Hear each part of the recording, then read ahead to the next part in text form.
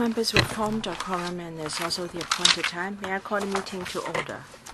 Please invite the deputations to come in, as well as the government officials.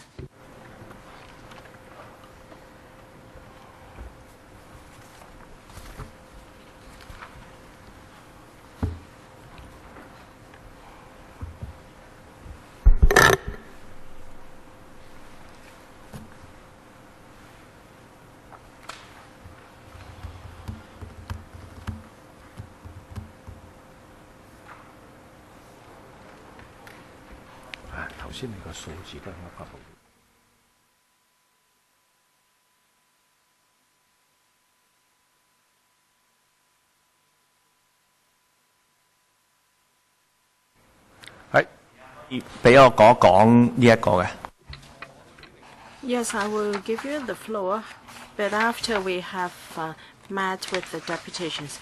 Because I have another meeting. All right, I'll let you know. Thank you, Chairman.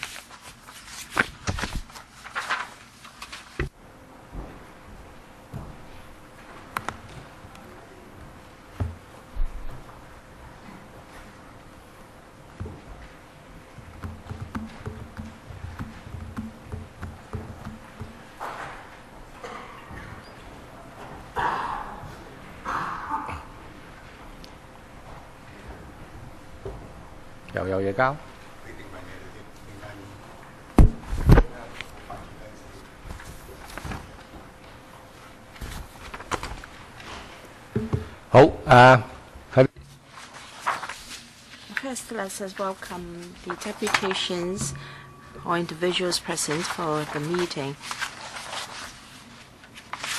Before we start, may I remind all of you present that we have 20 deputations and individuals registered to come, and there are 5 deputations or members of the public who have given in their written submissions, but they're not attending. If need to be, you can use the earpiece on the table and tune into the language you like. Channel 1 is Cantonese, Channel 2 English, and Channel 3 Putonghua. And please note, on table, we have a notice for the public on various security measures for members of the public attending or in the public gallery observing our meetings. If need be, you can approach our security staff for a copy. And may I remind deputations and individuals that your submissions and remarks will not be protected by the Electoral Powers and Privileges Ordinance.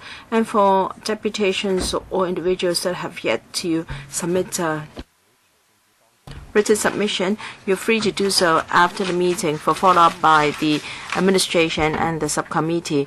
Because time constraint, each individual or deputation will have up to 3 minutes to speak, and when the alarm is on, you have to stop speaking at once.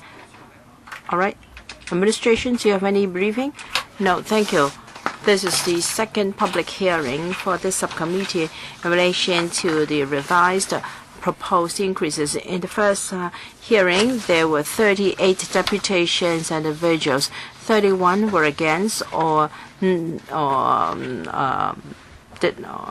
indicated no support for this. And may I invite Mr. Stanley Chong from the Hong Kong China Association, Transport Association. Now, if the reason for raising the penalties is because of lack of deterrent effect, it sounds rather justified. But why do you want to reduce it by half so that we can accept it? The transport trade has got various confrontations with the THB in recent years because many of their proposals are very unsatisfactory from our perspective. I think this Bureau doesn't understand the mode of operation of this industry. Professor Anthony Chen, well, I wanted to meet with him on 5 occasions, but he had turned down our request. we are always short of parking spaces. Recently, it is more serious because the government would only resume land for housing. 50,000 square feet of land is lost, and it used to be a car park, but now is for housing. And from Kai Tak to Kowloon Bay, all STTs have been terminated, and coaches are now parked on the roadside. There are fewer and fewer parking spaces, and we are forced to park our car illegally. We're forced to do so by the government. Are you going to cut the proposed increases to 25%? Still, how can you expect us to accept it? It's not a matter of the extent of increase. Rather, the THB has to address our parking needs first. We've given a lot of proposals to the Bureau. For instance, why should an STT contract be given to the lowest bid? For sure, it will be used for private vehicles. I think the short-term measure is to offer STT for commercial vehicles only. The Bureau has never studied this problem. To find a fundamental solution, you should work on STTs, short-term tenancies. In the tender documents, you should specify that an STT site coming up should be for commercial vehicles only, because commercial vehicles have taken up most of the spaces in STT sites because of the low rates. So for big commercial vehicles, we cannot go into large car parks, and STT sites are most suitable for us. I hope the Bureau has heard our view. Next, Mr. Chung Kin Fong from DAB. Thank you, Chairman. Our views on the proposed increases are as follows. Taking into account views from stakeholders, instead of $480, the new revised fees will be $400 for illegal parking. However, DAB still has reservations. The transport trade face operating difficulties. I think all members from the trade here will agree that operating costs are high, and fuel costs is also high, and this has increased the difficulty of the operation. So for $400,000 and $320,000 respectively, is it really very deterring? I don't believe so. Illegal parking, hotspots, black spots are in Tai Po and Tsuen Wan. If you just slightly increase the fines for illegal parking, then it doesn't really deter the vehicle owners. However, that would directly increase the operating costs of the transport trade, making their business more non-viable. For instance, if they receive 5 tickets per month, then they have to increase their operating costs by another $400. Since the new fees are not really a good deterrent to private cars and will only increase the operating costs of commercial vehicles, therefore we have reservations. We believe we should rely on enforcement action by frontline officers, and to change our policy, usually the police would give a warning, and they do not take regular operations. 1 or 2 sporadic actions cannot really be a deterrent for illegal parking. And there are also many chauvier cars placing their cars on the streets, and if we can increase or step up the frequency of enforcement action, then that would also achieve a deterrent effect. Right now, there are many private cars parked on streets, and that shows that there is shortage of parking spaces, and monthly rentals have also gone up. And even if you're willing to pay, you won't be able to find a space. That's why, with regard to the problem of illegal parking, we have to review the current situation of parking spaces. We have to take proper action so that in the future, before you submit any further proposals, the public will not feel that objectionable. Next, Deputy Chairman of an association. Well, I'm also on the issue of lack of parking spaces for trucks and lorries. Because of a shortage of parking spaces, we have no choice but to park on street. And if the fixed penalty is to go up very substantially, then it's simply not affordable to us. All right, that's all. Thank you. Next, Mr. Tang Chi-Kang from Chunwan. Thank you, Chairman. Well, I'm here to represent all the road traffic operators. So we are staunchly against it. Whatever you're going to do in terms of increasing the fine, I think you haven't been able to tackle the source of the problem.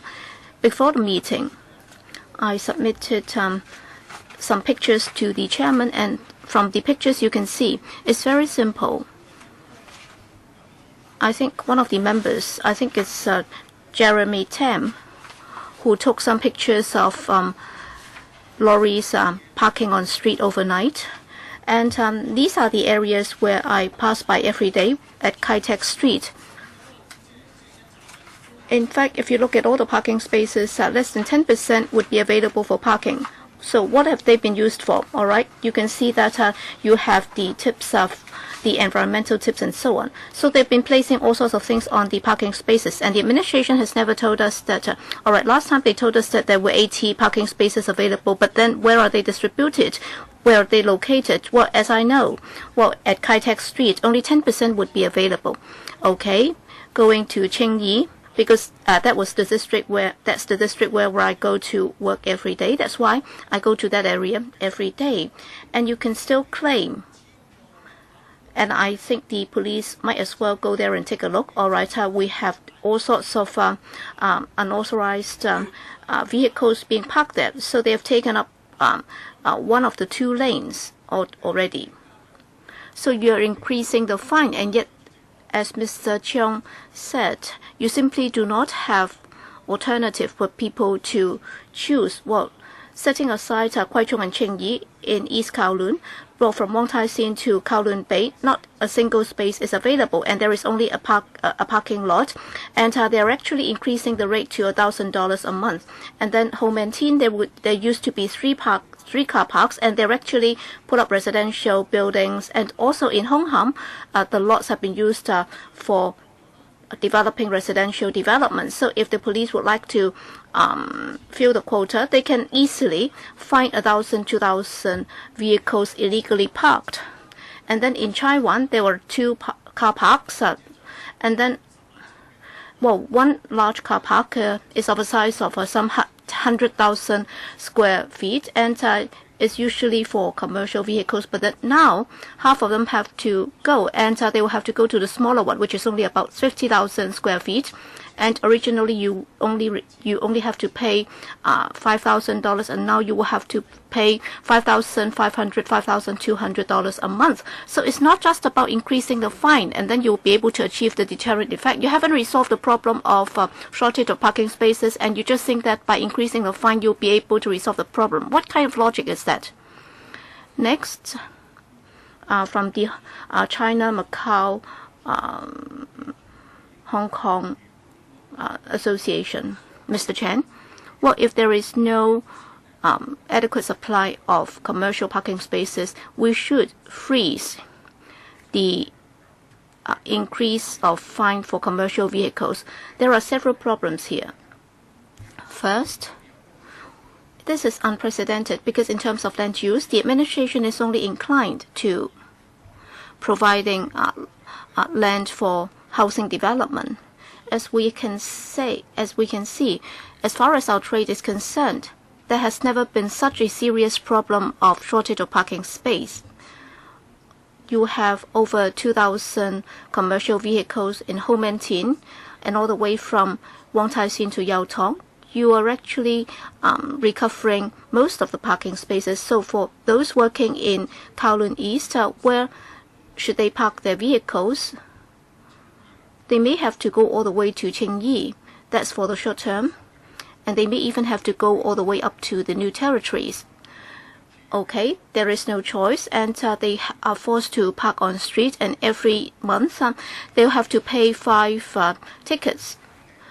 So do they really like it to happen? Because part of it will be taken up by the drivers, and part of it will be taken up by the company. So even if they just stop work at 8, so sometimes they will have to stay there until 10 o'clock in the evening, and until they are reassured that no more police officers will be patrolling the street and issue tickets. So according to many drivers, if the situation goes worse, then traffic safety will be affected because they cannot be reassured, so they can only have a lunchbox in the evening, because they will have to keep watch on their vehicles, and they will have to wait until 10 in the evening before they can go home, and then they'll have to start work at 6 the next morning, and some drivers will even stay in their vehicles overnight.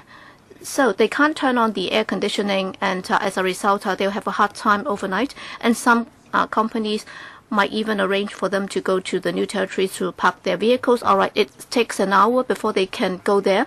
Okay, so they spend an hour driving their vehicles to the New Territories, and then they'll have to take another hour to come back home by public transport. And then the next morning, what can they do? They can only take a taxi to the New Territories to pick up their trucks again, because it's very remote, and therefore there is no public transport. So these are commercial vehicles. There is a very severe shortage of parking spaces, so driving safety and also the pressure or the stress on the drivers is tremendous. And also, the administration is now auctioning some short-term sites, and then they do not designate the ratio of commercial vehicles to private cars, and as a result, they'd rather allow for private cars to be parked instead of renting the space to a commercial vehicle. So there is simply no alternative for the trade. So the situation is getting from bad to worse. So given the circumstances, we are strongly against increasing the fine at this juncture. Next, Mr. Low. He's from the Kowloon Heavy Vehicles Association. Mr. Low. Chairman, we are staunchly against increasing the fine because the THB has not been able to improve the current parking problem. This includes the temporary sites offered by the government. In terms of planning of the short-term sites, they have not designated these sites for commercial vehicles. And small vehicles and large trucks are allowed to use these short-term tenancy sites. And they've taken up a very substantial portion of those sites. They have resumed many sites for housing development, so you will have to allow them to do so because of a shortage of residential units. But then for the rest of the short-term sites, I hope that the Lands Department will enforce the law stringently so that they would not be allowed to be used for the parking of dangerous goods vehicles and other types of vehicles, because we don't know what kind of danger can be posed by the dangerous vehicles. Next, Mr. Ng from Line Rock Association or Line Rock Institute. Thank you. With regard to the proposal by the administration, the Line Rock Institute is of the view that ultimately is the general car owners and also the individual drivers of trucks who will be affected. And yet some parking space owners will benefit from that because they can increase their rents. Well, for many years, the administration has restricted the number of parking spaces in buildings, and as a result, many private car owners and truck drivers are not able to find a parking space nearby. And yet the administration has shifted the responsibility to car owners, and they are increasing the fine. And they are trying to force them to use car parks, and in doing so, then there will be a severe shortage of parking spaces and the demand will go up. And as a result, many owners of parking spaces will be able to increase their rents taking the Airport Authority as an example, earlier on they said that because of the shortage of parking space at the airport, they will have to increase the rents. And if they are still not able to hire a parking space, then they have no alternative but to park their cars on street, and as a result, they will be fined. So for those who are genuinely rich or for senior government officials, they don't have to subject themselves to such fines because they don't have to drive their own cars and they don't have to worry about it. Taking the chief executive as an example, he has chauffeurs and he has chauffeur salon cars, and therefore she doesn't even know how to use the autobus card. And some members are of the view that we can increase the fines gradually to deter the rich. In fact, that would not be the case because only the drivers working for them will be hard hit.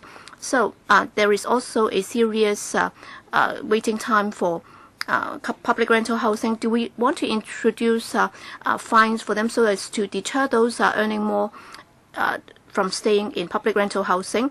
We are against it, and we also like to remind members that, for private car owners and also individual truck drivers, many of them are also your constituents, and therefore you will have to pay attention to that before increasing the fine, because you will also have to declare how many shares of the link you hold to the government.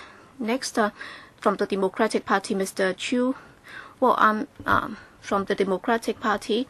Well, I have the following views on the proposal to increase fines. Well, we are glad to see that the administration is willing to lower the increase from $480 to $400. We believe that that would achieve a deterrent effect already, because for many truck drivers, they simply have no alternative but to park their vehicles on street, and their employers are not going to show the part of the fines on behalf of them, and therefore to them they would be hard hit. According to the figures in 2016, if you look at the total number of trucks, there are over 584,000, but then for coach buses and so on, the parking ratio is only 0.67 and also 0.69. In other words, they do not have one parking space per vehicle. Therefore, we suggest that in the long run, the administration has to increase the number of parking spaces. If you just increase the fine, it's not going to resolve the problem. But then, according to the government's figures, they are actually telling lies. They say that they are increasing the number of parking spaces. Taking Yau Chi Mok as an example, well, for the number of parking spaces, it has come down very substantially in 2014. In Tsim Sha Tsui, if you look at the car park in Middle Road, they have already it has been demolished, and the number of parking spaces has come down by 784 already. So on the 7th of June, at the transport panel, the administration said that at Jordan Road and also there would be a short-term tenancy lot available for car parking, and it still is quite remote from the areas, and therefore is a drop in the bucket. It's not able to resolve the problem. That shows that the administration is detached from reality. So let's take a look at the real situation. If you look at Yau Chi Mok, if you look at the parking spaces, most of them would be from Grand Austin, the Austin. These are private parking spaces. Given the situation, how can that resolve the problem of shortage of parking spaces? Even if you increase that to $1,000, if there is no parking space, then they have no alternative but to park on streets. Next, Mr. Lam Hoi Tat from the Hong Kong Truck Owners Association. Thank you. Well, our association stance is that we are against increasing the fine by 25% across the board. We expect the administration to understand that increasing the fine in the form of expectation management is not going to resolve the problem. That would only blur the public's sentiments, thinking that the rate of increase has already been lowered, and yet it's not going to help solve the problem itself. We hope that in resolving the problem of shortage of parking space, the administration should try to increase the number of parking spaces in the busy districts, and there should be more public education. So the congestion can be resolved as source. On the 19th of May 2017, the government submitted a review paper to the administration on parking policy. Now, for commercial vehicles, in the past 3 years on average, there were 20,000 odd spaces short. Now, if they are to do the review once again, perhaps due to a land resumption for housing, the situation might even be worse. So we urge the administration not to use fixed penalty tickets as a deterrent or as an approach to tackle the problem. Please be more proactive. The government must deal with the problem of insufficient parking spaces before you can address the needs of the public and to solve the problem of traffic congestion. So the fixed penalty ticket level should be frozen first, and overall comprehensive transport review should be done first. Mr. Fong Chang Kong, Association for Hong Kong Drivers of Commercial Vehicles. I'm sure most people are against the proposals. I think they are against the increase, and it's not about how much,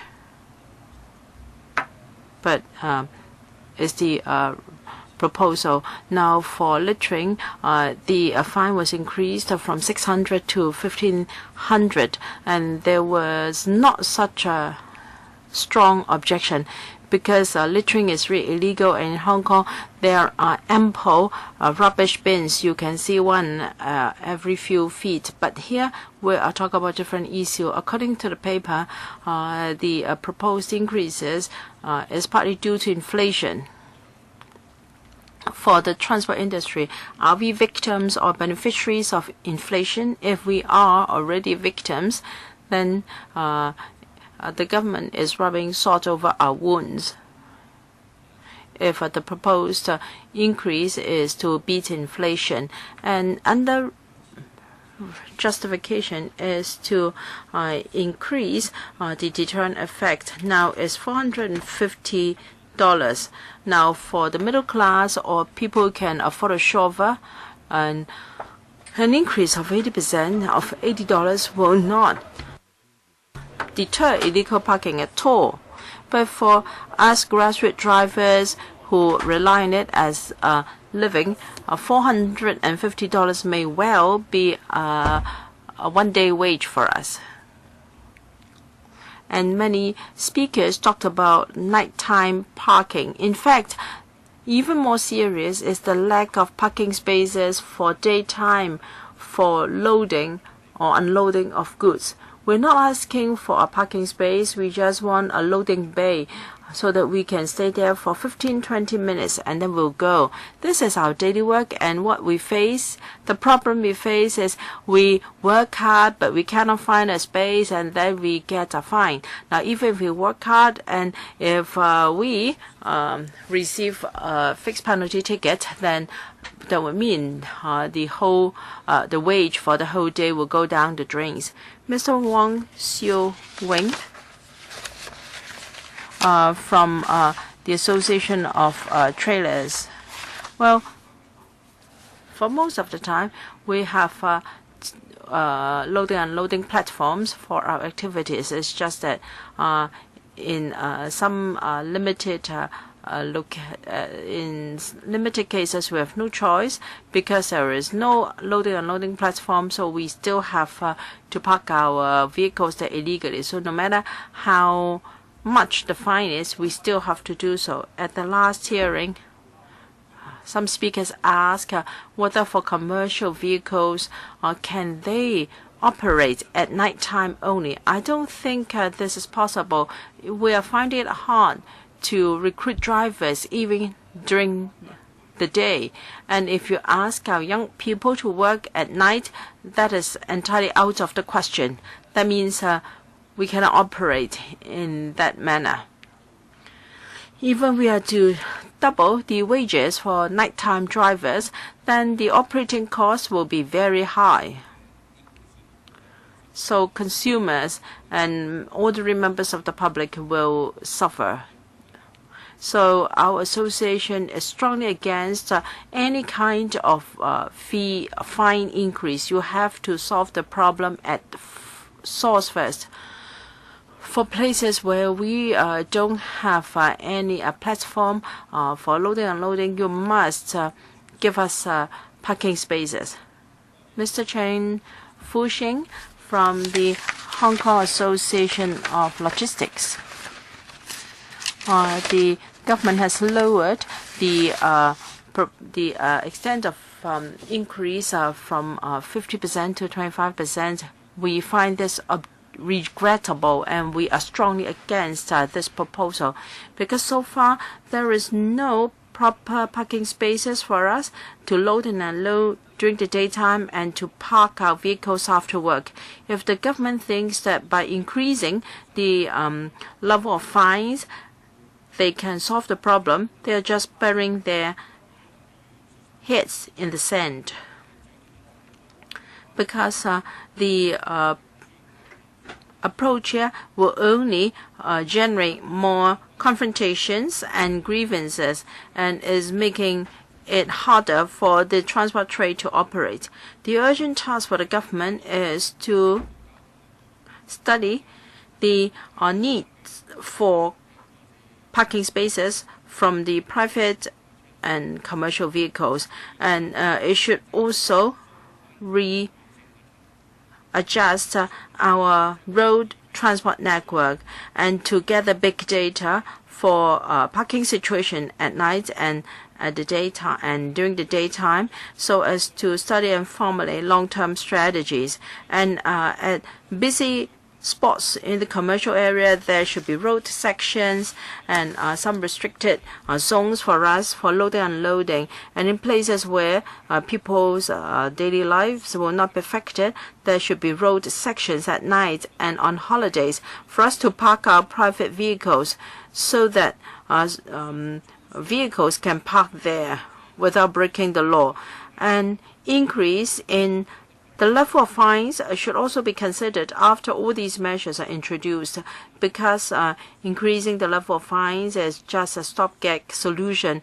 It is not really a long-term solution. I urge the administration not to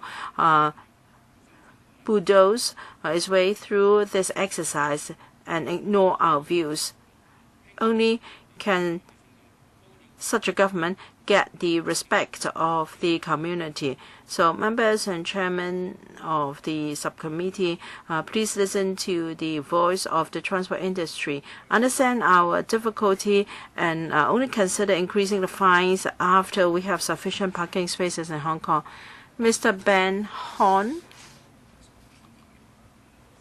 Public Transport Research Team. In principle, we support the resolution to increase the level of fines, but we have to stress that the extent of increase is limited. It will not really serve any deterrent effect. And if the government's enforcement intensity is just to take sporadic operations, and is useless even if we increase the level of fines, because we can only the effect will only be localized and sporadic. It cannot really solve the problem unless we raise the level of fines to so high that it is on par with the fines for littering, as suggested by a member just now. There can be no fundamental improvement to the current situation. However, if the fines are too high, that means more drivers will try to evade their liability after they have broken the law, and that will worsen the situation. I think if we do not address the problem of severe shortage of parking spaces for private vehicles and commercial vehicles, there can be no solution, because there aren't no space or no places for them to park legally. And as said, the situation for commercial vehicles is even more serious. To you cannot expect the community and council to make a solution without addressing the problem of shortage of parking spaces. So the problem must be resolved and relieved so as to lower the incentive for illegal parking and loading and unloading goods at prohibited places. According to the Hong Kong Planning Standard Guidelines, the provision of car parking spaces is always on the low side. So professional drivers have either to wait for a parking space for a long time or to risk breaking the law by loading and unloading at restricted areas. Well, both are not going to help to improve our traffic situation. So we have to ensure that when in our land use, we cannot just take away STTs without relocating the parking spaces. Many vehicles have to find parking spaces anyway because there are no places available. They have no choice but to break the law by parking illegally. Mr. Hon, I'd like to know whether your team is for or against the proposal. In principle, we support it, but we'll have to stress that there are still a lot of things to be done. Mr. Chen Kin-yip, we oppose the proposals because raising the level of fines cannot help the situation.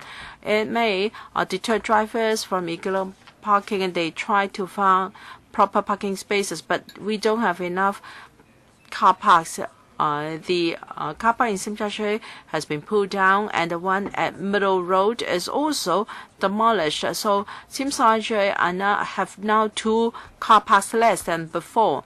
Well, even though there are less parking spaces, motorists are not deterred from driving.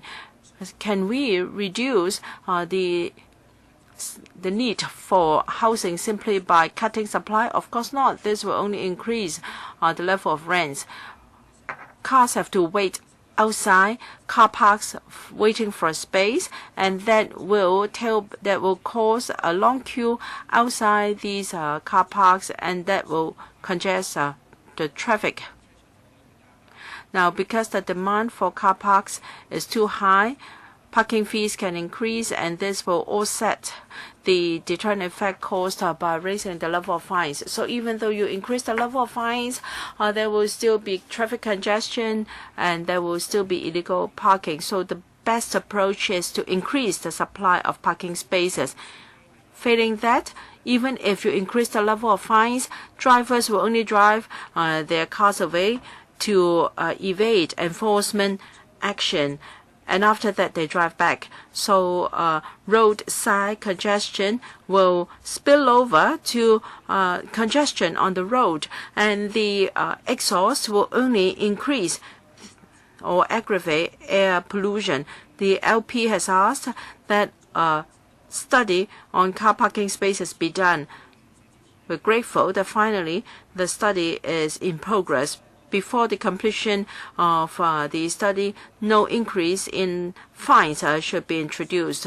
There should be more temporary car parks for private vehicles, and then at night, PLBs should be allowed to park at their PLB stands, and there should be nighttime concessions to encourage drivers to park their car inside car parks.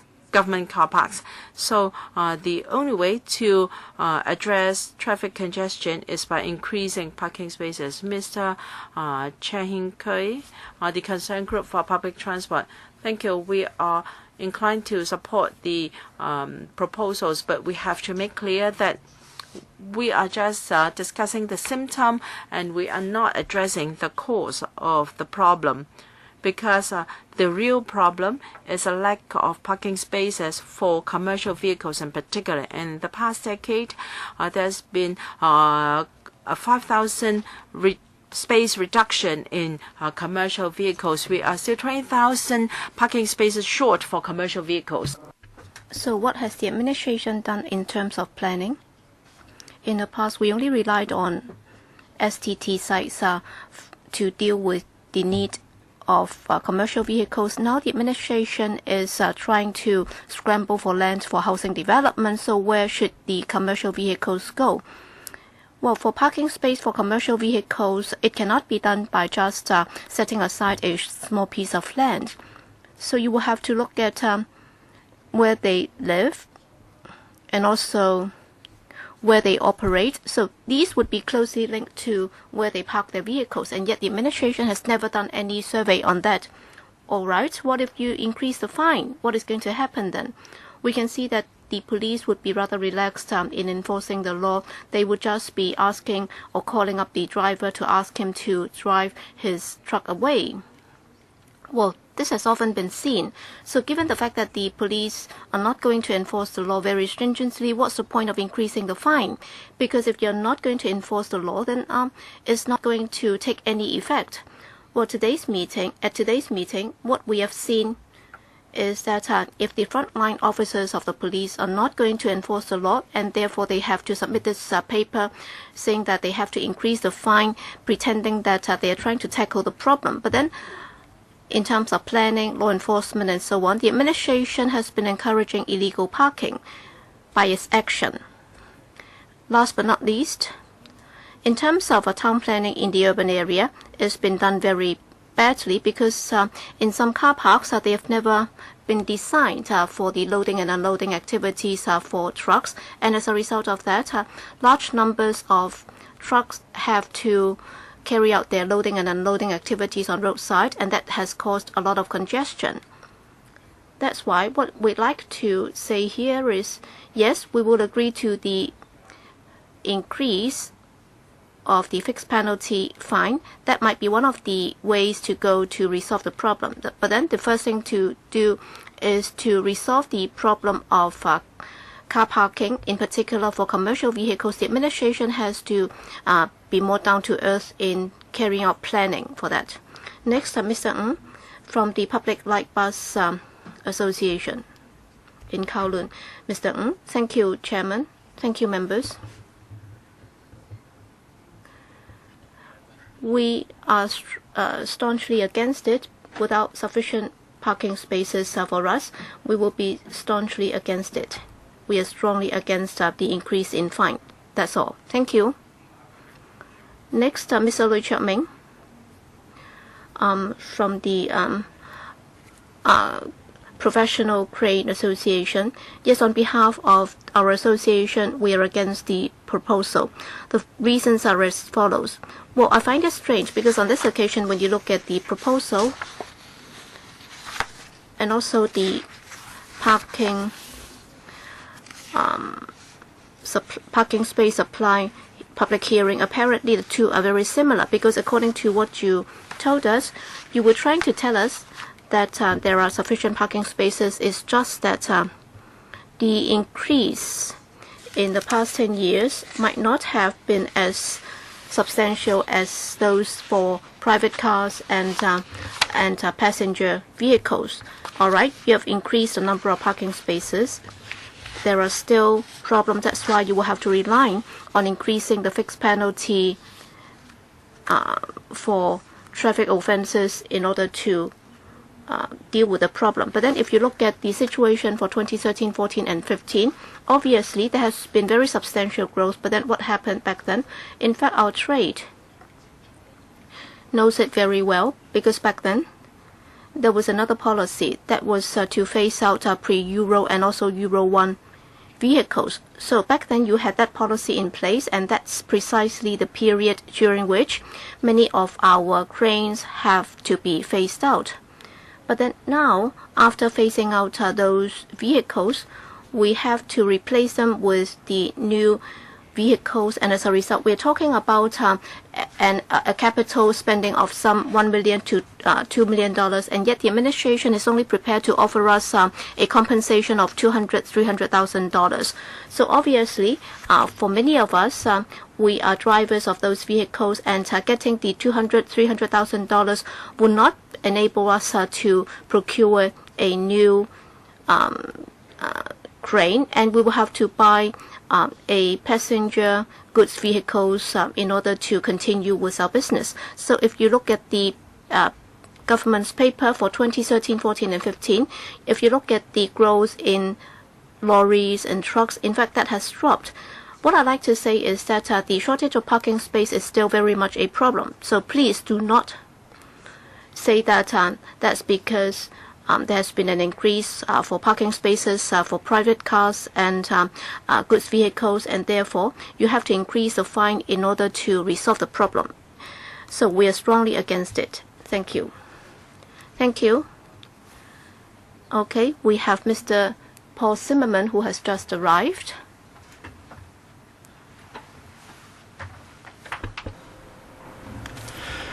Thank you, Chairman, members.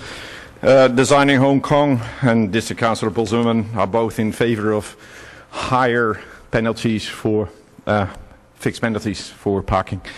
However, government has to address the real issues that Hong Kong is facing. One, we have currently and for the last 2 decades around 40,000 vehicle trips a day across our boundary. We're building capacity for 220,000. Where are they going to go? We have parking for vehicles. We have a shortage of parking for vehicles now for many decades. And as a member of the Harbourfront Commission, we've asked the Transport Department to take action because you're using up beautiful harbourfront space for temporary parking sites. You haven't taken any action.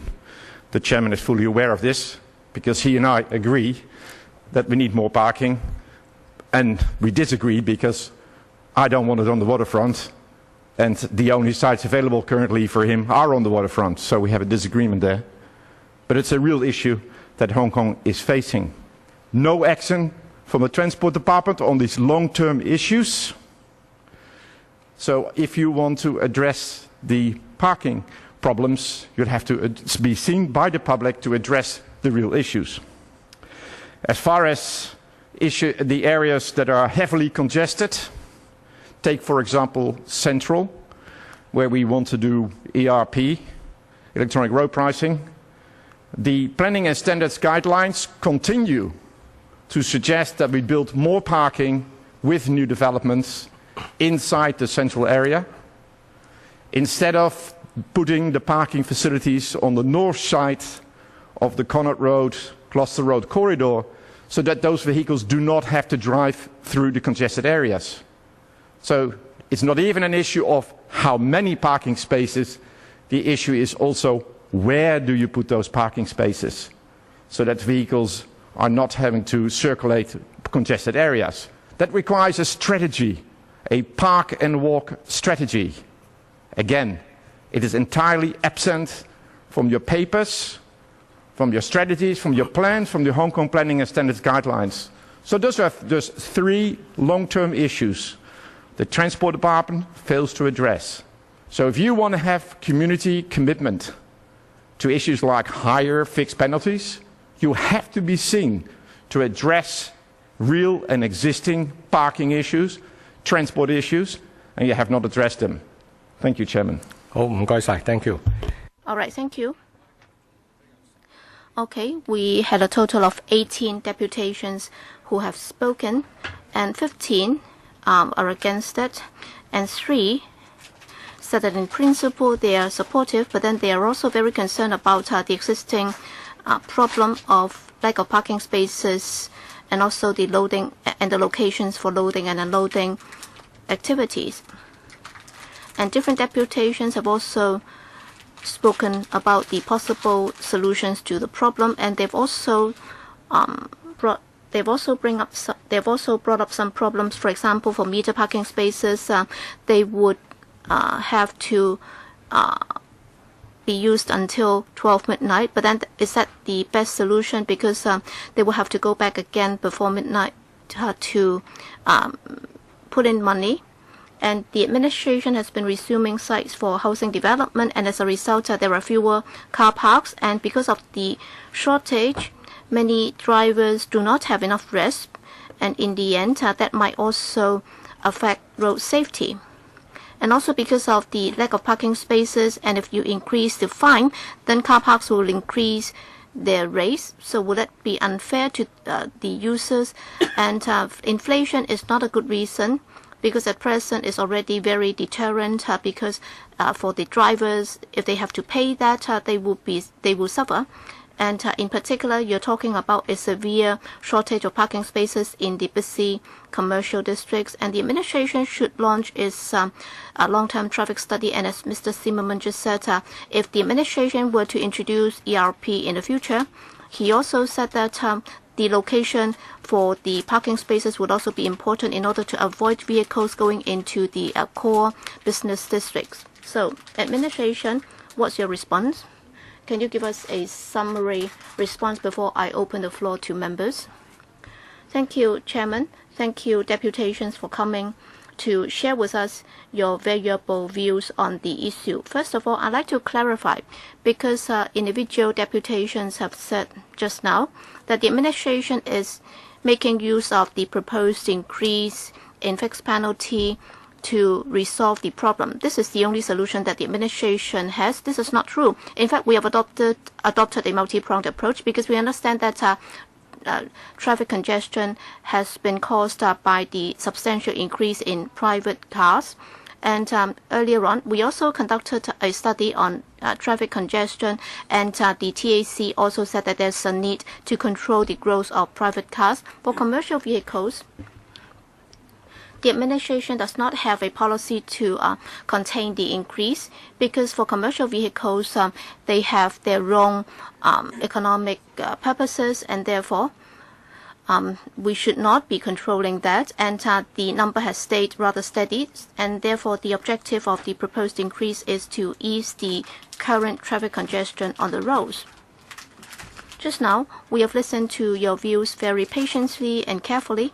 And I can summarize the views into 2 points. First, the proposed increase would cause the commercial drivers' livelihood to be affected, and also because of a lack of parking space, if this is not resolved, we should not increase the fine. Okay, let me respond to the first point first. We understand that because for most members of the public, if there is any proposed increase in fines and so on, they would find it resist that.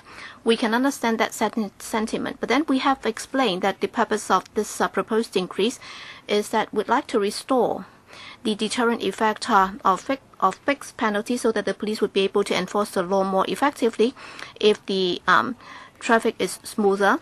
Then if the loading and unloading space would not be taken up by the commercial vehicles parked there, then for the commercial drivers, that would actually help. And we have listened to many views. We have already adjusted it to a relatively moderate level, so as to restore part of the value of the fixed penalty charge. And then for the commercial drivers, they would also find it more affordable. We'd like to point out a very important point, that is in formulating policies, the administration needs to strike a balance, so as to strike a balance between the interests of different stakeholders other than commercial drivers. We also have to understand that for the majority of the public, over 90% of the public would be using public transport for their daily commuting activities, and when they go to work or go to school, they're actually faced with a situation so that there are some unscrupulous drivers. Some of them might be commercial drivers or truck drivers. They have not obeyed the law, and as a result, they have caused some traffic congestion problems. Therefore, we have a duty to strike a balance by introducing certain measures in order to ease traffic congestion, so that the overall community can benefit. Another important concern is a shortage of parking space. Earlier on car parking policy and how we can ease the problem, we have already submitted a very detailed paper to the TAC Transport Advisory Committee, and later on the TAC has also set up a dedicated meeting to discuss this issue. Let me briefly respond to some of the concerns raised by the deputations. In the main, the government understands and agrees that we have to address the problem of a shortage of commercial car parking spaces.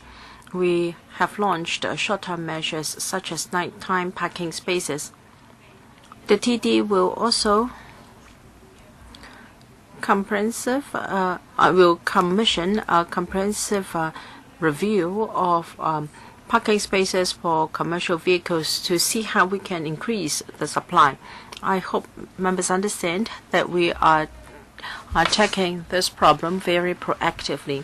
As for commercial vehicles, Hong Kong is just like other big cities. We cannot forever allow private vehicles to increase.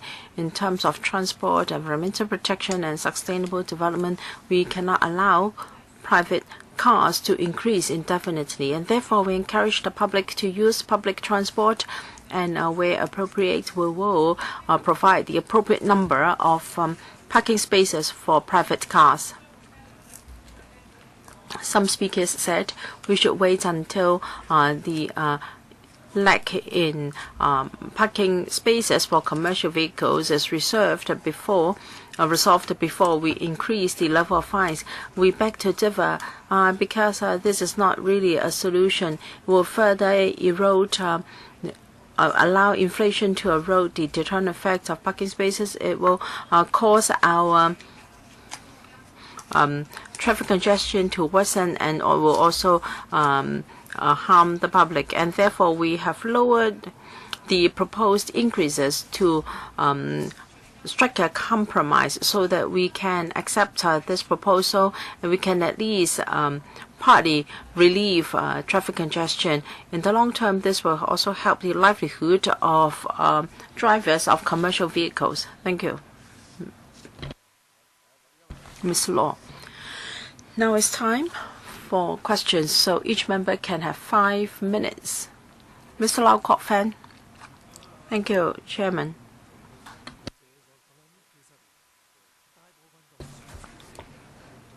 Most speakers are against the proposal here. And I think most speakers do not find the new proposed increases acceptable. Of course, the government claims that some studies are on the way. Still, while you're doing the study, there is still a lack of parking spaces out there. And after you've delayed the study for a long while. For many years, we have been crying out that we don't have enough parking spaces, and the mentality of the THB is such that more parking spaces will attract more more private vehicles. So you have refused to start the study because you don't want to increase supply. Even though you haven't increased the supply of parking spaces, private vehicles are increasing in number, so you've been forced to carry out the study. So the problem is the government's mentality. How does the government treat private and commercial vehicles? The department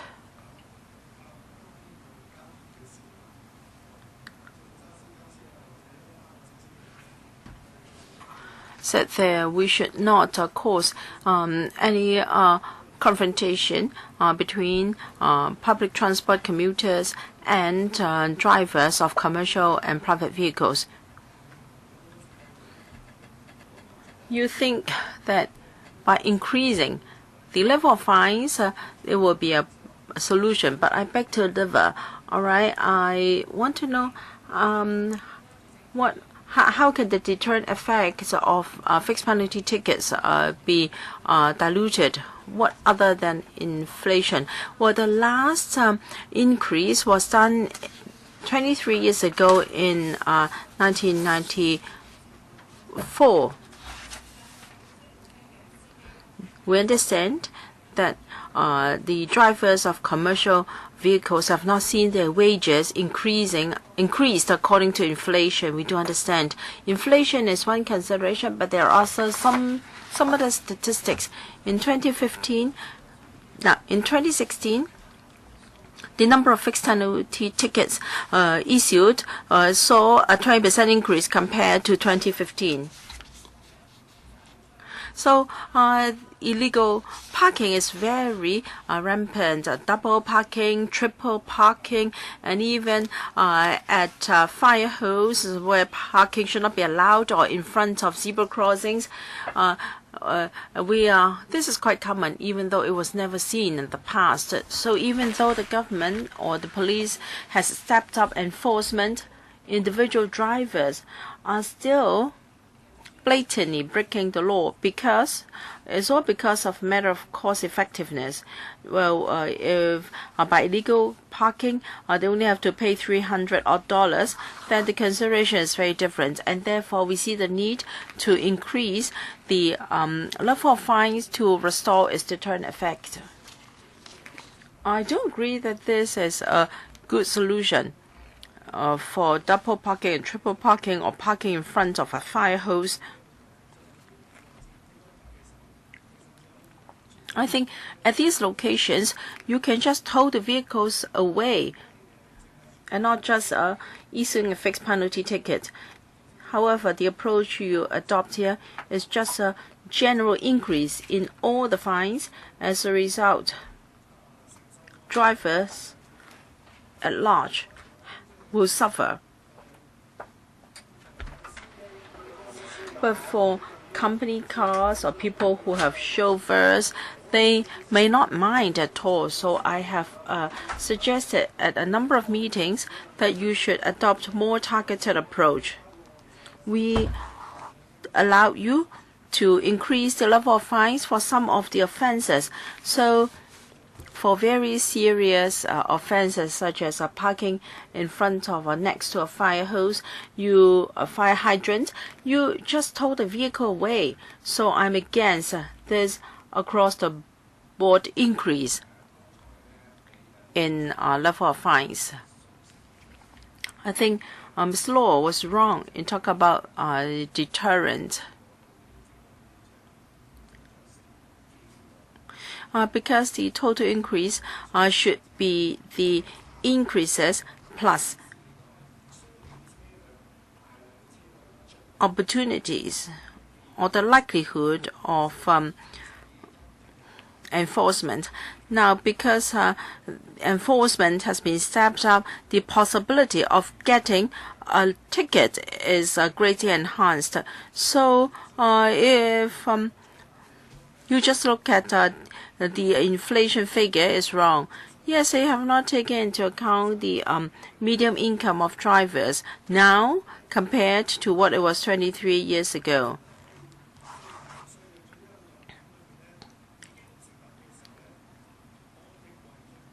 I don't think the deterrent effect has really been eroded, unless they can prove to us that this new level will really serve a deterrent effect. Mr. Cheng Han-pen, I think Mr. Chen was very correct.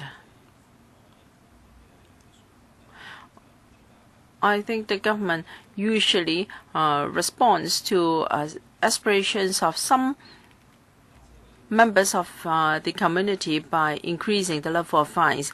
Now, at the transport panel, a proposal was raised by the administration to tackle the need for parking spaces for commercial vehicles. But if you just address the need of commercial vehicles and not the private vehicles, I don't think the problem can be resolved, because very often at night commercial vehicles are parked by the roadside, and now even private vehicles are doing the same. At loading and unloading areas, in the past we didn't see so many private cars, but now they are taking up the space, so they have eroded the spaces available for commercial vehicles. At roadside, there is no room for loading and unloading, so you have to address the need of private vehicles too, so as to solve the problem. Then DS has given us some statistics. Let me share some with you. Over 90% of the trips by commuters and now are made through public transport. So people are using public transport for going to work, going to school already. So do you want to see it 100%? Do you want people to rely on public transport altogether when going to work or going to school? On public holidays, there may be more cars because most of the private cars are holiday cars only. In Singapore, there are 1 vehicle per 800 persons. In Hong Kong, it's 1 to 1,000. So the car ownership in Hong Kong is not particularly high. And why is the situation not so bad in Singapore? Because most of the drivers only drive on holidays, and then they have parking spaces almost everywhere, so they don't have a big problem with illegal parking. So we have this proposal from the administration. Of course, if you raise the level of fines, people may not dare to park their cars illegally. That's according to the government's logic. But that is not really the case. Now, after you've increased the level of fines, the car parks, commercial car parks will increase their parking fees and the two will offset, and therefore the proposal here will not work anymore. I have no strong views to two of the offences here, and that is illegal occupation of yellow boxes and second, illegal U-turn causing congestion. For these two offences, I think, Chairman, you might have also considered them as well. I think we agree that these two offences should be tackled first, and as for illegal parking, I think views are still diverse. Even some of the speakers here today say that in principle they support the increases, but this and that. So this is a controversial issue. We should not send out a very unreasonable message to the public that we just increase the level of fines. So we will deal with the part with a consensus here first. For proposals without any consensus, I think they take more time to discuss. So can you deal with the proposals with a consensus first? Thank you, Mr. Chen, for your suggestion.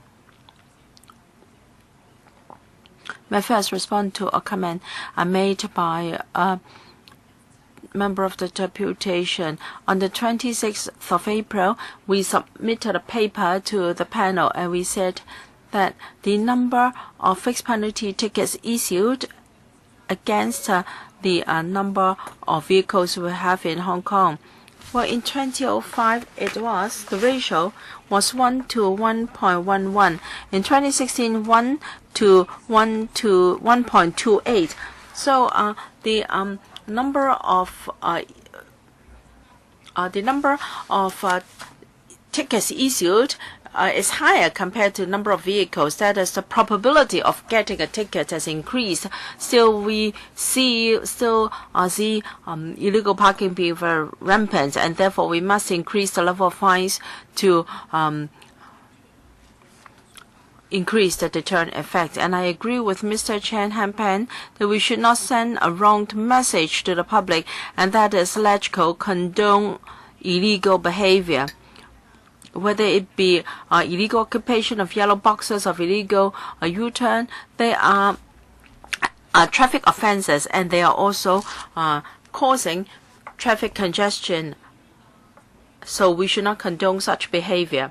Mr. Chen asked whether we can deal with proposals with a consensus first, and those that are still contentious, can we leave them to a later stage? I think I said at the last meeting that if this subcommittee comes to a consensus on what needs to be done first, the government is willing to consider these proposals very positively. All right, we will have another discussion later on this. Well, Deputy Secretary, I'd like to respond to the figures you quoted just now. If you compare that to the earlier figures, at the time that it was 4 point something, so now it's only 2 point something, so it's already dropped by more than 50%. Next, Mr. Lok Chong Hong. Thank you, Chairman.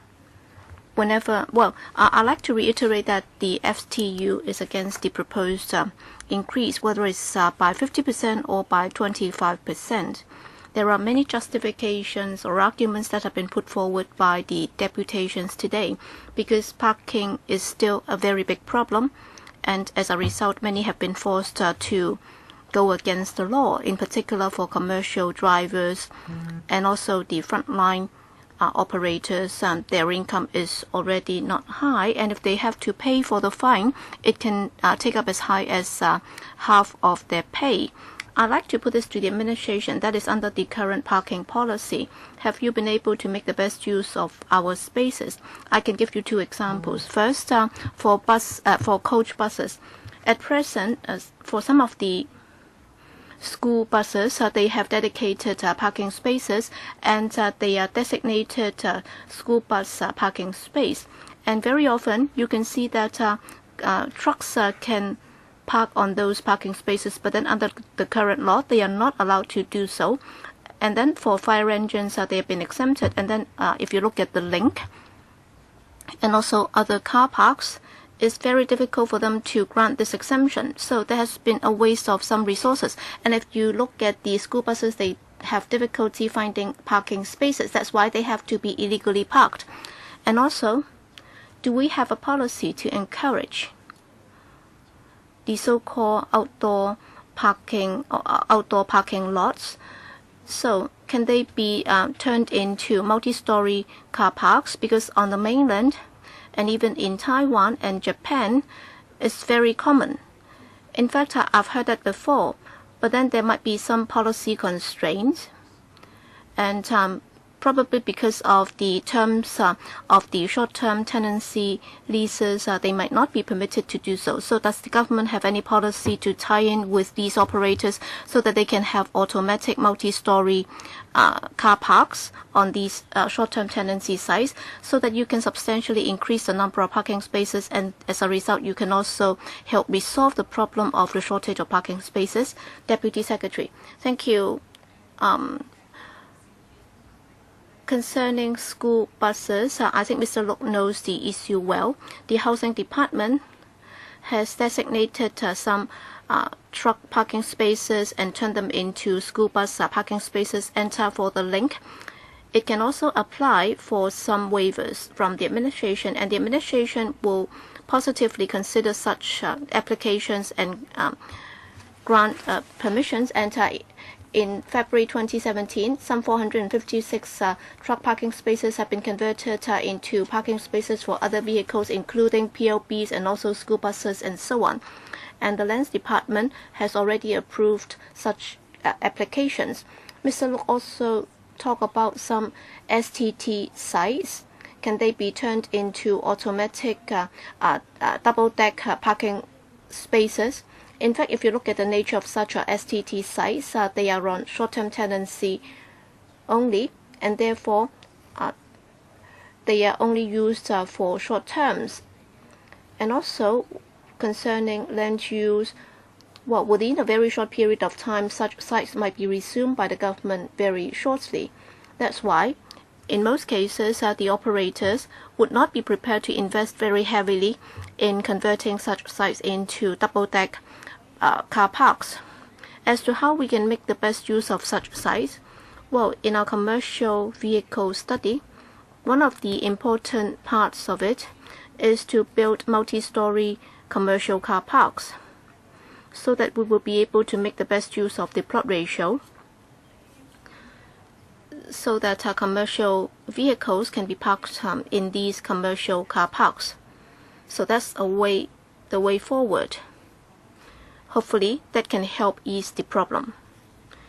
Chairman, I think the way the Deputy Secretary said, I think it's a phenomenon of the current rigid policy, because I've known the answer before she talked about it. But then I was asking if she can be more flexible, because if you look at the current commercial parking policy, the Lands Department would be charging the STT operators a very high rent. So even if they try to apply, the procedures would be very cumbersome. So do you have a policy to grant some waivers and also to streamline the procedures? And in some STT sites, sometimes the tenancy can be quite long. So can you be more flexible in those cases?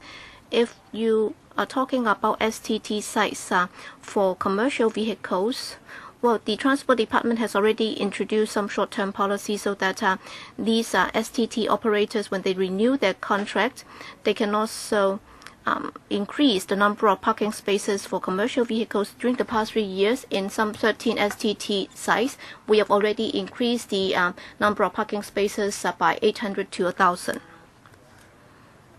All right, Mr. Lok, you raised 2 issues. I supported what you said, because if the administration is able to come up with more comprehensive measures, then school buses do not have to apply to the link individually. I understand that they have to pay a fee before they can get the waiver. So that's for the long term. And second, about the STT size, if you can have more mechanical facilities, well, it's a commercial investment, and if there is no guarantee, then of course nobody would be interested in it. Next, Professor Edward, Mr. U.C. Wing. Well, I agree with the deputations, because this is mainly a problem of shortage of parking spaces, and the administration has not done a good job in terms of long-term planning for commercial parking, and there is a lack of vision, and as a result, the buck has been passed on to the operators, and of course that has sparked a public outcry. And therefore the administration has to think about how the problem can be resolved. And of course its argument is that since 1994 there has never been any increase, and therefore it has to be increased in order to achieve a deterrent effect. But then for commercial drivers, they are just employees, and they have to make a living, and therefore they have been forced to park illegally. And if you increase the fine, then of course their burden will be increased. So the situation will not change even if you increase the fine. So for the core business district, like Central, there are many rich people who do not care. They cannot be bothered. Well, if you increase the fine, it means that they can park there for longer periods of time. So it won't bother them. But then for the grassroots drivers, the pressure on them will be tremendous. So I think this is something that you will have to bear in mind. In my view, okay, if you are not able to do anything about the supply, then you will have to resolve some of the problems. For example, in some of the black spots where traffic congestion is very serious, then you will have to step up enforcement. For example, Tsim Sha Tsui, Mong Kok, or even Central. In other locations like To Kwa Wan, we notice that very often the drivers have not really tried their best to find a parking space, because we can see that there are vacant parking spaces, and yet these drivers are reluctant to drive their vehicles there. And that's why we have seen the situation. You have seen double parking or even triple parking, and as a result, well, some buses might not be able to stop at the bus stops. So this is the problem. So I think both the trade and the government will have to try to resolve these problems by sorting things out. For example, in North Point and other areas, during busy hours, there has been a lot of illegal parking causing traffic congestion. So can the trade, well, for To Kwa Wan and North Point, can you sort it out with the administration by discussion? Well, in some cases, well, the rentals are quite high, so can a subsidy be offered to the drivers so that they should not be blocking the roads? Because once the problem is there, there would be repercussion from the community. And that would also send out some very negative messages to the community. So I think you should be looking at it from the Chambers of Commerce angle, and you should sort it out with the administration. Well, before you respond, I'd like to ask the non-franchise bus association to respond, because Mr. Yu said that there were parking spaces available and yet the drivers are reluctant to use them because they are reluctant to pay. So can I put it to the association so that you can bear part of the parking rents because some commercial drivers are reluctant to park there? So can you respond, Mr. Tang? In fact, Mr. Yu was referring to a situation as early as 2 years ago in To Kwa Wan. We already had that suggestion. That is, well, right next to the vehicle examination center, because there is a lot, and in the morning there is a buffer zone. We asked that in the evening, our association can rent that space so that commercial drivers can park their vehicles there, because 2 years ago there were many travel agencies who tried to organize sea trips in the evening. All right, when we submitted the application, in fact, the space or the site was closed.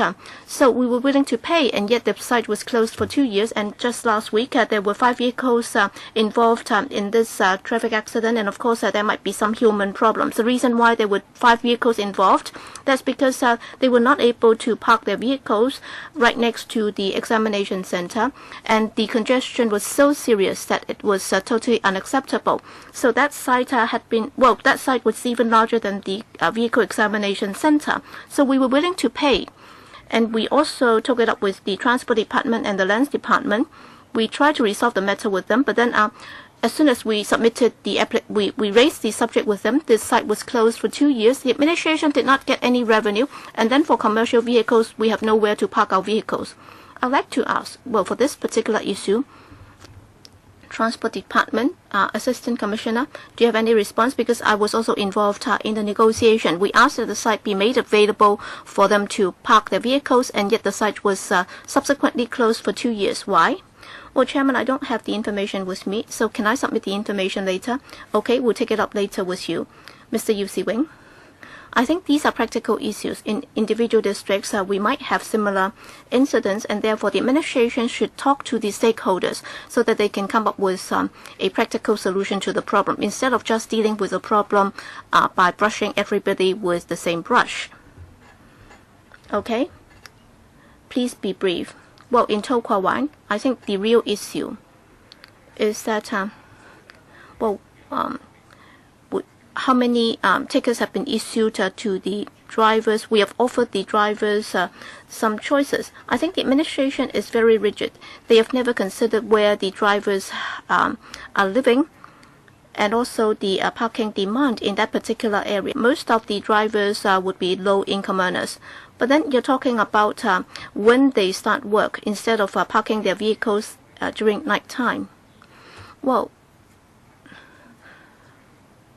in terms of the increase in vehicles, well, with Uber putting in place such arrangements, we have seen an increase in private cars, and then in To Kwa Wan, I think most of the places are not for commercial vehicles because their vehicles would be larger.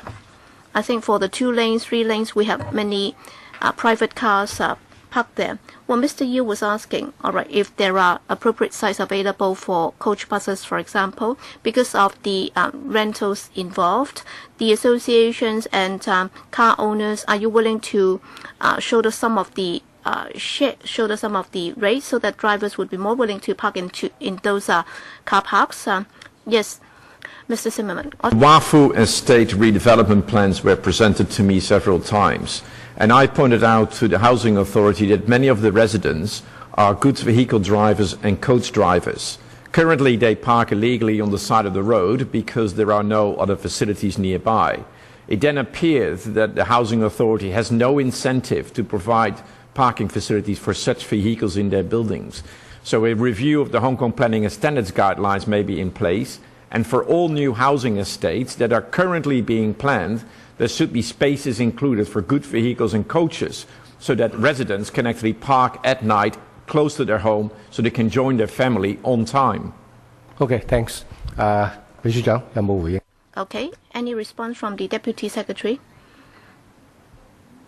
In terms of provision of parking spaces for commercial vehicles in public rental housing estates, we have talked to the Housing Authority, and we discussed that, according to the response, they would look at whether or not sites are available for that in some larger housing estates, or they would have greater room for maneuvering. But then for smaller housing estates, given the limited space available, they are concerned if they are able to do it. I think Mr. Zimmerman was asking, when you try to resume land under the Buildings Ordinance in some housing estates, you should designate some areas for commercial parking, like non-franchise buses, for example, school buses and so on. Because only private cars, lorries, and also motorbikes are allowed. And for school buses, they have to seek a waiver from the Lands Department, and not to mention non-franchised buses. And Mr. Zimmerman is suggesting that these drivers found in different parts of Hong Kong, if there can be amendments to the Buildings Ordinance so that there will be a certain number of parking spaces for different categories of vehicles in all residential developments, and the drivers will face less difficulties in the future. Mr. Jeremy Tam, would you like to at the same time brief us on the proposed amendments on CAP 237? Well, I was arguing with the administration whether the offences, the 12 or 13 offences can be dealt with separately from CAP 237. The government said that that cannot be done, whereas our legal advisor thinks otherwise. So I have introduced amendments to CAP 237. So therefore, really very bad cases of illegal parking, such as one car occupying two spaces, parking on the refuge island, or that is really outrageous. Now I have moved an amendment to take these out. So members, Chairman, it depends on your ruling on whether these CSAs can be accepted here, or do we have to get clearance from the President first? Because even we have the support of all members in the subcommittee, if it cannot be allowed by the President, then it cannot be moved. And for 240, I've discussed with members from both the pro-establishment and CAM and the Pan-Democrats. For 240, although there are 6 items, I want to work on. I want to take out the 2 offences on yellow box and also U-turn. But the reason I have not introduced a CSA is I face a problem. If CAP 237, amendments to CAP 237 are passed, then I must support CAP 240. For instance, instead of 320, the fine will be $400. Now, for vehicles that are parked on a refuge island or occupying 2 places, then they will be taken out. There will be a fine of $400. But if I know that in future parking my car inside PTI will only attract a fine of 320, whereas on a refuge island it will be 400, for sure we'll go for the former. So I have to ensure to check whether the administration is going to withdraw the amendments to 237 first before I can move an amendment to CAP 240. I don't know whether you get my message. Anyway, I am seeking 2 clarifications from the administration. First, can I still move CSAs to CAP 240 subject to the passage of CSAs to CAP 237? That is, if this subcommittee supports me. Or what if I do not propose any CSA at this stage, but wait till the council sitting? If 237 is not accepted by the President, then I can move an amendment to CAP 240. So if 237 is passed, because once amendments to 237 is approved, then I have no choice but to support amendments to 240. I hope I made myself clear. Can the legal advisor or the administration tell us what is the current status like? All right, very clear. At the last meeting, our legal advisor said that perhaps amendments could be made to Cap 237. However, since the last meeting, we have got a paper from the administration, CB 41069,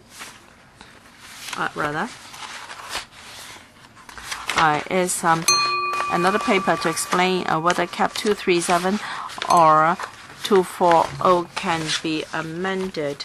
And our legal advisor has studied the paper CB 41232/1617(02). Can our legal advisor please comment? Yes.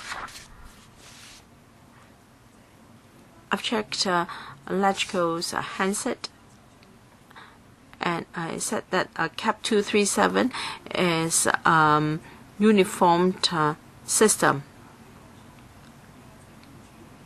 The reason for opposing this system is because the system has a flat rate of a fine without considering the severity of the different offences. TAC has discussed this.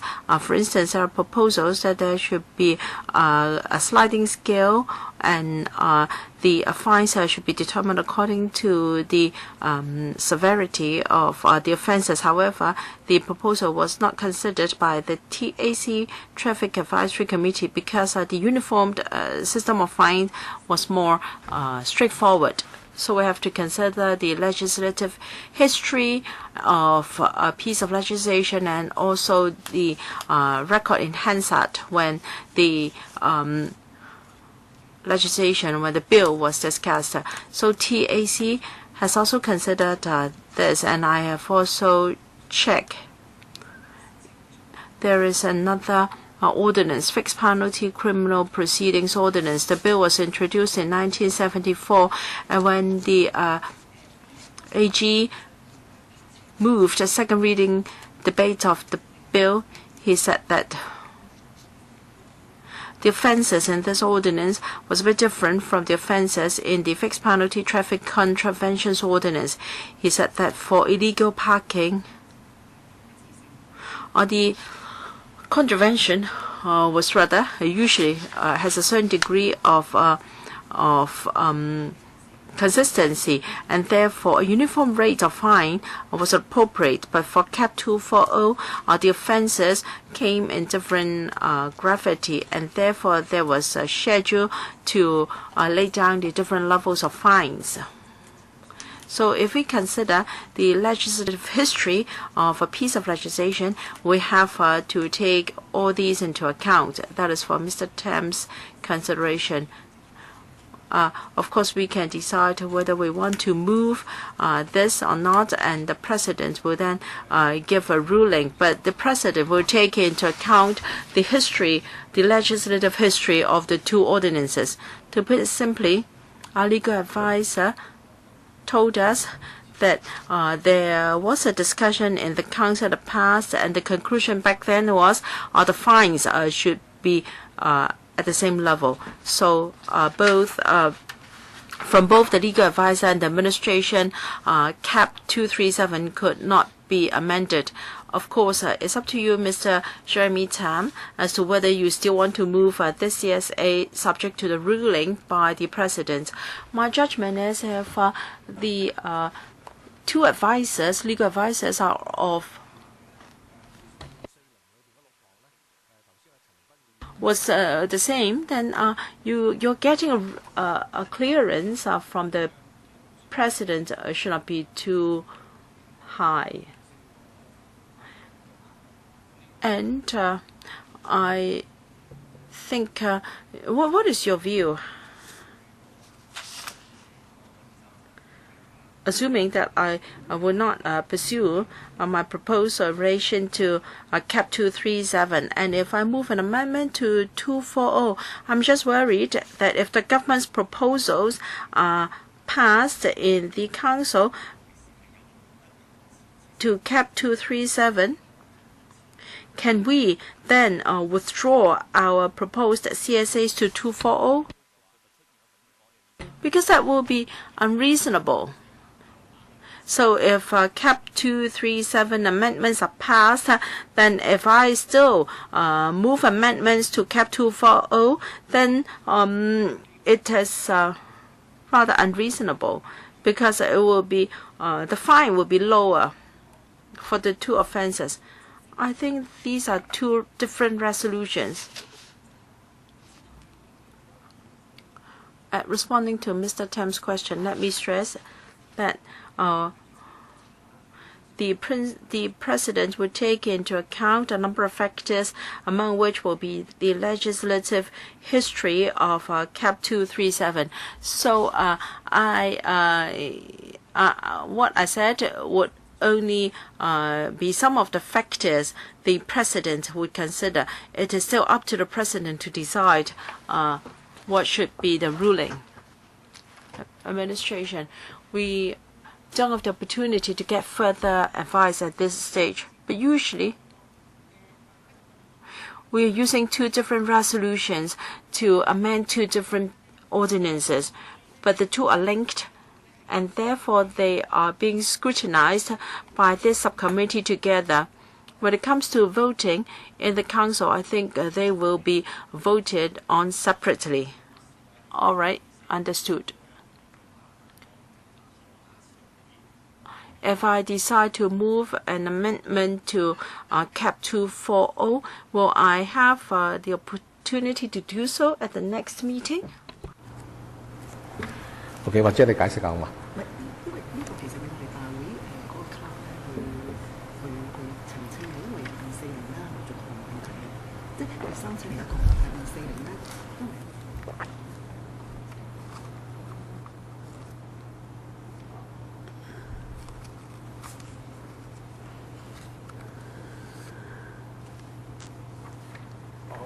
明白，即係 OK。法律顧問進一步同我。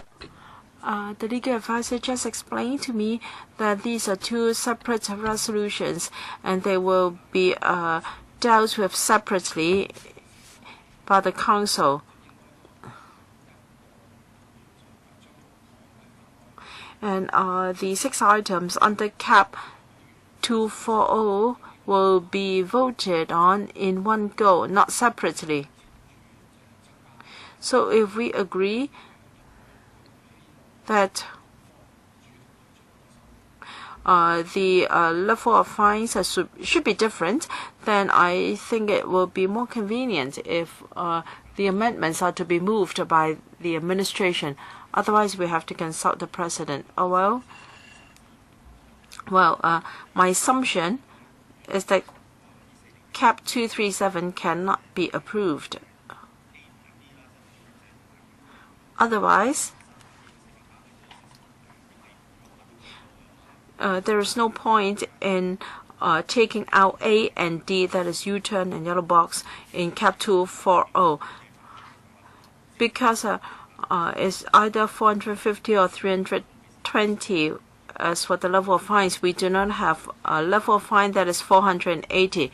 Now, because if it is 450 and 480, it's rather confusing for our law enforcement agencies. So for yellow box and U-turn offences, it should be 450 instead of 480. And that is on the assumption that amendments to Cap 237 are not approved. I think we need further clarification between the administration and the legal advisor. Can we consult the President in the interim? First, on amendments to Cap 237. I have to say that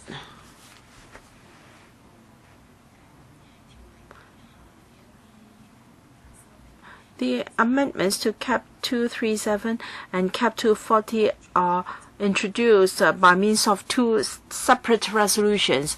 Members can choose to support or oppose because the two resolutions will be voted separately. As for the procedures, that depends on the arrangements. Since the two resolutions are separate, then I don't think you can decide on. You cannot hinge amendments to Cap 240 on whether amendments to 237 are passed. Now, if I want to take out the offences on yellow box and U-turn, and if I get the majority support of this subcommittee, now then the amendments will be moved by this subcommittee in the council, right? Under that situation, and if amendments to Cap 237 were passed, then how can we take that out again? If that is the case, then we'll ask the LegCo Secretariat and also the administration to go back to look at the implications. Well, my suggestion is that given that situation, since the DFJ and our legal advisor have already got some views on the amendments to Cap 237, let's consult the chairman of LegCo to see what his inclinations are.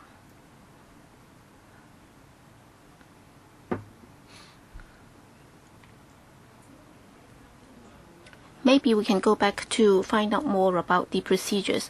Well, let me point out once again that, table before us, we have two resolutions, and according to past practice, the administration has got to withdraw the earlier resolutions. So at the first level, at the last meeting, the administration already submitted its revised resolutions, and now what we're considering is the revised resolution submitted by the administration, and for 237 members' views, and also the resolution on Cap 240. Well, on the resolution on Cap 240, it depends on what the administration is going to do in the end.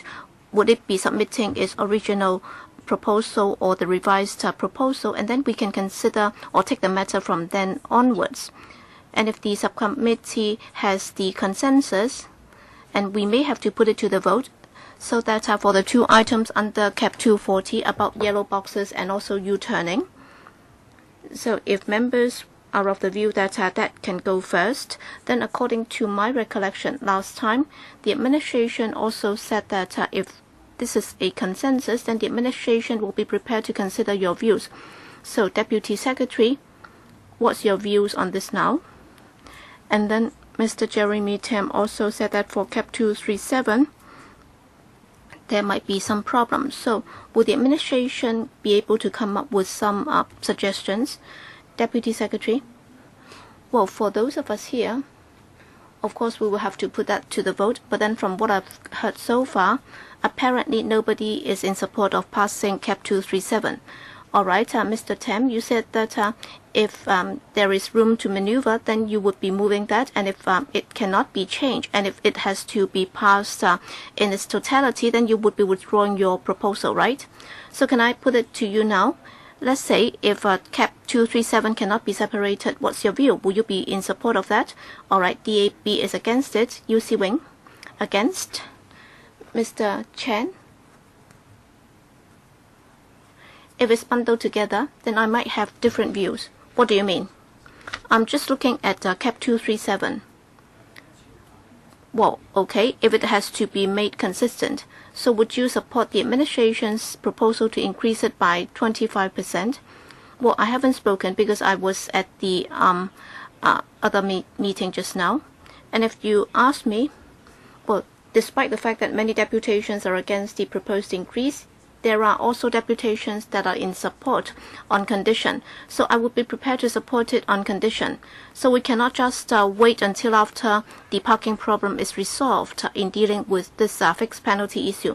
By a certain point, we will have to adopt a two-pronged approach. So we will have to increase the penalty under the fixed penalty legislation, and then we will also have to do something about the policy. So if you ask me, okay, I will have to wait until after the technical issue has been resolved before I can indicate my stance. Yes. Well, initially, as we said, if this is to be passed, the administration has to give us a blueprint on parking spaces, so that in the long run, the administration will be adopting certain measures in order to ease the problem of the shortage of parking spaces. And if the administration fails to do that, then it will be hard for us to support them. But then, as I said in my remarks, we don't want to send out a wrong message to the community that this council condones to illegal parking. But still, the administration has to do something about it. And yet, up till now, we haven't seen a blueprint. That's why we are against it. And of course, whether the administration is able to do it at the subcommittee level, so that you're able to come up with some proposal, and if we think that is reasonable, then we'll be prepared to reconsider our stance. Thank you. Okay, my suggestion is both the administration and the LegCo should deal with Cap 237 first. We will have to look at the implications, and if it's to be moved by individual members, as Mr. Tim said, if Cap 237 is passed, then what's the point of moving the resolution under Cap 240? But then, if it's to be moved by the individual member, I agree that there would be problems. I think that's very clear. So, shall we both work on it first, and then we'll set a time for the next discussion, so that we clarify the procedures and our intention first, under what circumstances, what we are prepared to support and what we are not. Yes, Mr. Lau Kok Fan, Chairman. Well, can we ask the Deputy Secretary to think about it? Because she said that she knew and respected the views of members, and if the administration is prepared to take the initiative to do something, it might be even more simple than having members move the resolutions. Because for several meetings now, they have already heard the voices loud and clear, and if the administration is prepared to do something on its own initiative, well, I think it would be more efficient. Yes, I agree. Okay, let me put it in simple terms. Other than Mr. Chen Ying, you haven't indicated your stance just now. So even if we were to put it to the vote, I think most members would be against the amendments to Cap 237 if you apply an across-the-board approach. But then for Cap 240, different members are more inclined to segregating it, so that you can increase the fine for 2 offenses. So can the administration go back and then resubmit this proposal? Thank you, Chairman. Thank you for the comments just made. Well, last time we said that if the subcommittee has a unanimous view on the proposed amendments, then we would be prepared to listen to your views. But then apparently, on this occasion, apparently the views are not very unanimous, because most of the penalties would be supported by members. That's what we heard last time. And then this time, they said that they would only be prepared to support 2 of the items. I would find it hard to understand how come, if they park in PLB stops and also bus terminals, how come that could be condoned? And also for picking up and setting down passengers, how come that should also be kept unchanged?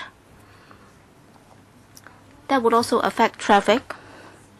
That would even affect road safety for the public. Just imagine, earlier on in Causeway Bay, they took up a bus stop space, and as a result, bus passengers had to alight from the bus in the middle of the road. And yet, I don't understand why the subcommittee thinks that Cap 240, item 5 and 6, that is illegally occupying bus stops and also taxi stands and so on. How come that would be acceptable? And I haven't heard the unanimous view from the members on those yet. So it would be hard for us to change our stance. I think the Deputy Secretary will have to make it clear. We have never condoned to illegal practices. I think that's very clear. We actually suggested that they should tow the vehicles. And some members might have some reservation thinking that the way it is dealt with is problematic. It doesn't mean that we condone to such practices. So in terms of your choice of words, please be careful. We are not condoning to any illegal acts. So please be clear about that. As to parking in bus stops and so on, on public occasions, I've already made my stance clear. That is, we should ban people from doing that. I think we can look at it item by item. That would be very good. And if the administration is willing to adopt that approach, we'll be more than happy to follow. Mr. Lau Kok Fen, I've heard members' views at many meetings. I've never heard any members say that they are in support of vehicles parked in bus stops and so on. So after the meeting, maybe the administration, whether it's Ms. Law, you can take it up with us clause by clause, so we can set up meetings so that we can sit down and work out the solution. I think our stance has been pretty unanimous. I find it strange that you said that you heard different views. In fact, we supported some items and we were against some items, and the views have been rather unanimous. So I hope that we can sort it out before the next meeting. Yes, I agree. I think we should set up an independent meeting so that we would be looking into the individual items one by one. Yes, you submitted a temporary resolution. I don't think that's necessary. I think it's very unanimous. It's consistent. The reason why I was making those suggestions that because if CAP 237, if the administration were to withdraw those, then the entire 240 would not be a problem at all for me. But then if you have to look at them clause by clause, because different political parties might have different views, and for those that is non-controversial, definitely that's about the yellow box and also the U-turning.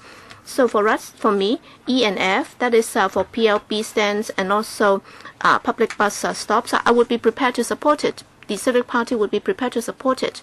But then, if we were to sort things out by negotiation, then for yellow boxes and U-turning, definitely we would be prepared to support that. That does not need any further negotiation. But then for other areas, I don't need to move any amendment because for the entire CAP 240, I have no problem at all with that. But then the only thing is about the amount. Should it be 480? I have some reservation. So I'm just querying whether or not we should set it at 480. And also for the 480, it would be very confusing. You have 320, 400, and also 480. So for the enforcement agencies or enforcement officers, they would also find it hard. We have different penalties and different offences and so on, 320 or even up to $1,000. So there is no administrative difficulty at all. I'm very pleased, Mr. Chairman, that members have further clarified their position, because just now from what I've heard, they would only be prepared to support CAP 2 items under 280, under CAP 240. That is for U-turning and yellow boxes. And now I've heard the two members from the DAB and Mr. Tam clarifying that for other items they would be prepared to support them. But then, you said that in principle you can discuss that further, so that you would not be sending out the wrong message to the community that the council or the administration with regard to illegal parking at bus stops, you would be prepared to condone it. But then there are other members from other political parties. They have not attended the meeting yet. So I hope that if we can get the unanimous view of the subcommittee, so the administration would be aware of the stance of the subcommittee, and then we can come up with a positive response. So Chairman, can you coordinate such a meeting? Yes, definitely. And of course, I have to repeat what Mr. Chen Hangpan just said. This council does not support any illegal practice, but then there are other problems that we have to deal with. And we also suggest that the administration should step up enforcement at black spots. You may even consider tolling the cars or vehicles instead of just imposing a fine. In fact, you have alternatives. So after the meeting, I will arrange for an independent meeting for officials and our members to sit down to look at the amendments clause by clause. with regard to CAP 240, well, picking up and setting down passengers in restricted zones, I said that I had to consult my constituents because according to my constituents, well, loading and unloading activities would be something that they have no choice because in Central, for example, they will either have to wait for a long time or they will just have to break the law, and therefore they have no choice. But then for bus stops, I have no problem whatsoever. Okay? I think we should end by 12:45, and if you want to continue, then we will have to extend the meeting by 15 minutes. Do we need that? If not, then why don't we just stop here, and then I'll arrange for further meetings with the administration so that we can discuss the details to decide which amendments will be supported, and also for CAP 237 and CAP 240, how they should be dealt with. Okay, once again, thank you to the deputations for coming today. Thank you.